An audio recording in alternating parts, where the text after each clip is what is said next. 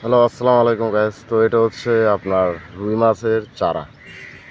কিভাবে আপনারা রুই মাছের চারা করবেন, এখানে আমি জাস্ট চিরা দিছি, তারপর আচার, তারপর আপনার একাঙ্গি। আপনারা ঠিক এইভাবে বানাইতে পারেন।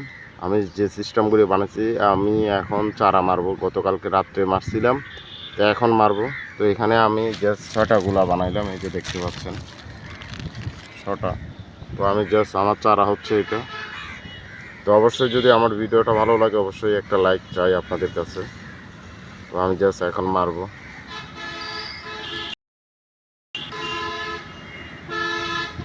এটা আপনার বেশিরভাগ রুই মাছে বেশিরভাগ খাই এই চারাটা।